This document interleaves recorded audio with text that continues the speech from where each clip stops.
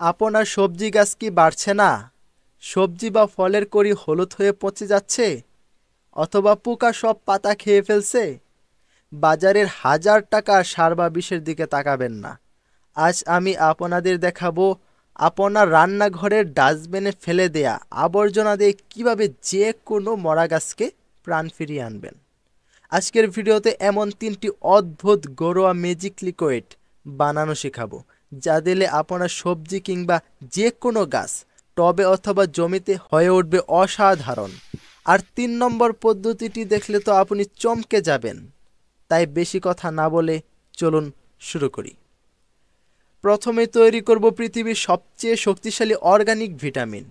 আমরা প্রতিদিন ভাত রান্নার আগে চাল ধুই আর সেই পানি ফেলে দিই, অথচ এই পানিতে আছে প্রচুর ভিটামিন বি।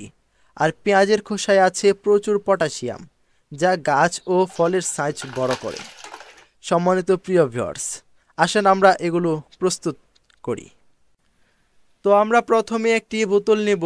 সেই বোতলের ভিতরে 1 লিটার পরিমাণ চাল ধোয়া পানি ভরে নেব।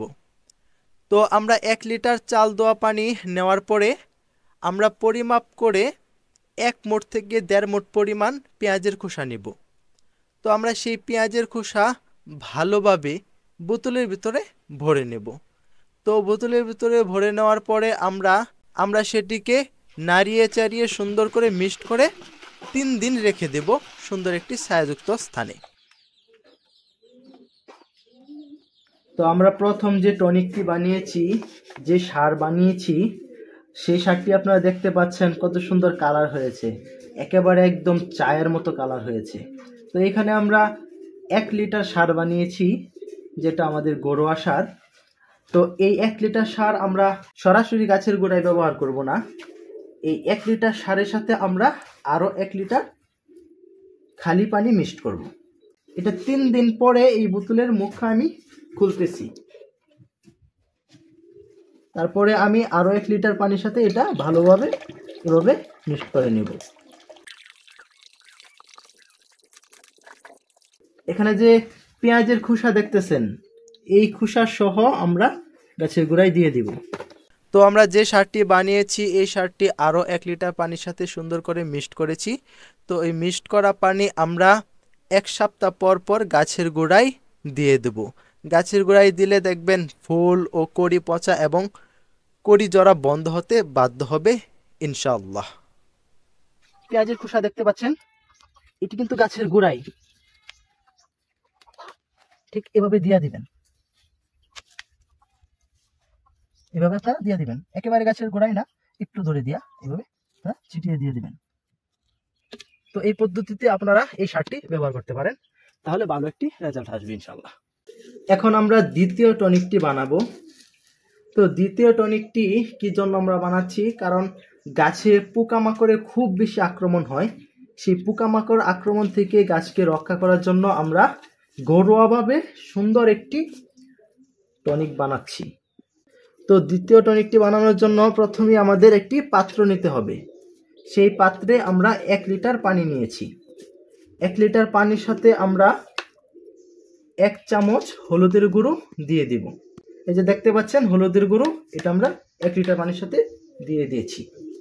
তো এটার সাথে আমরা আরেকটি জিনিস মিক্স করব, সেটি হলো ডিটারজেন্ট পাউডার। তো আপনারা শ্যাম্পু মিশাতে পারেন বা সাবান মিশাতে পারেন। 1 চামচ পরিমাণ ডিটারজেন্ট পাউডার আমরা এই 1 লিটার পানিতে দিয়ে দিব। এটা দেওয়ার পরে তারপরে আমরা সুন্দর করে দেখেন মিক্সড করে নিচ্ছি।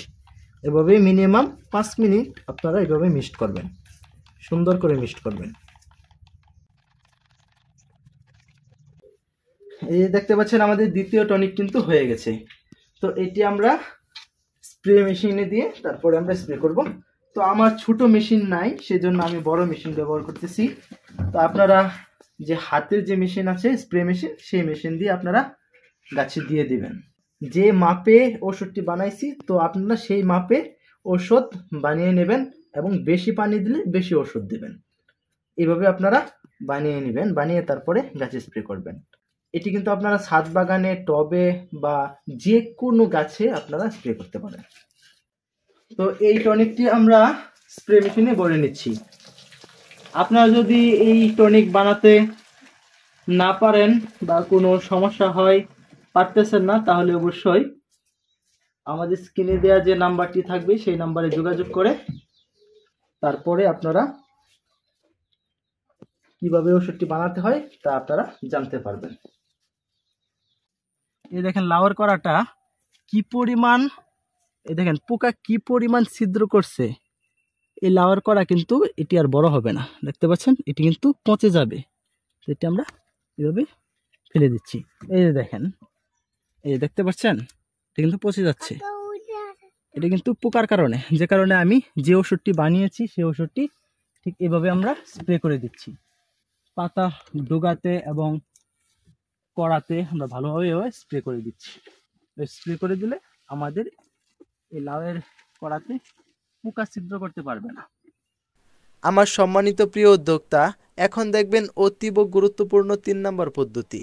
আর 3 নম্বর পদ্ধতিটি চমকে দেওয়ার মতো। আমাদের সবজি ও ফুল গাছে ফল না ধরার প্রধান কারণ হলো পরাগায়ন না হওয়া। আর শহরে বা ছাদ বাগানে মৌমাছি আসতেই চায় না। তাই আমরা হাত দিয়ে পরাগায়ন না করে মৌমাছিকে দাওয়াত নিয়ে আসব।